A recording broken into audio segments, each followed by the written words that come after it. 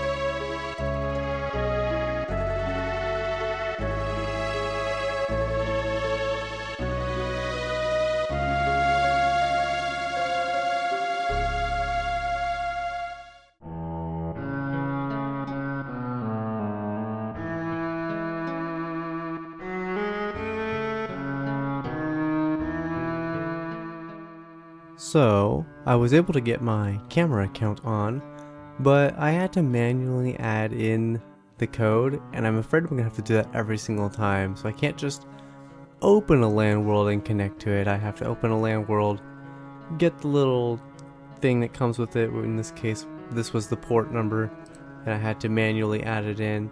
But we do have him on.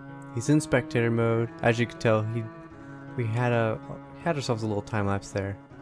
I didn't mean to go so overboard with the detail on this place, but that's kind of what happened. So as I was building this, I just kept thinking to myself, well, maybe Dalry Castle, like Dalry Castle Town, Dalry Village, like maybe they're a wealthy country, and they're so wealthy because their building skills are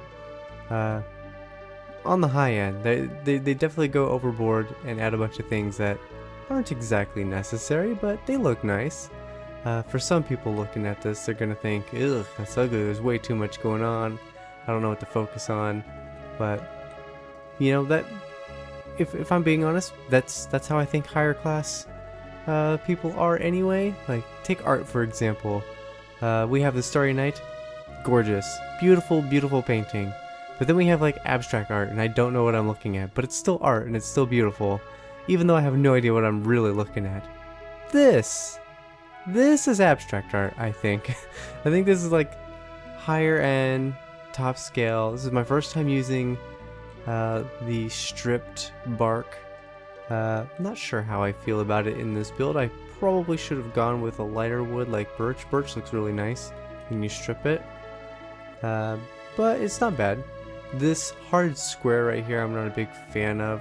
So I'll keep tinkering with this, and we might change this up. But I think I'm going to leave it for this episode. We need to find my blue dye. I'm pretty sure I have some at the farmhouse. And boom, here we are. Oh, it's night again. Jesus. The daylight cycle on here just feels like it just flies. Like I think I slept like 6 times building that house. Anyway, we need to grab some dye, which I believe it is these guys. Light blue. It's not a lot left on my light blue. Ooh, we're gonna have to go to the swamp, methinks, because I want our windows to have that. Yeah, we're very, very low. I want our windows to have that light blue look. So let's grab some bones, and we're gonna go to a swamp after we sleep, of course, and try to collect a bunch of flowers. I think I need to smelt some glass up too, so we'll swing by Dollery Village and throw some of the glass in the furnaces first, because that's where I left all my glass, or my sand, and so I have to go over there. There we go, we got our sand going.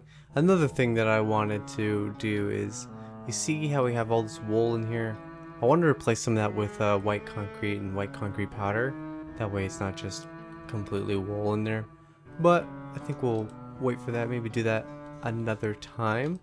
I do need to get the rest of these houses built up, but if I'm being honest, I'm not feeling too great right now. My Mrs. Tooth, her cat, he was a bad boy the other day, and I caught him using the bathroom on the carpet. So I reached for him to pick him up to throw him out of the house, and he rolled over, hissed at me, and then bit me. He bit a hole in my thumb. It's all bandaged up right now, but the hole hasn't gone away. It's been a few days and there's still a hole in my thumb. It doesn't seem to be healing.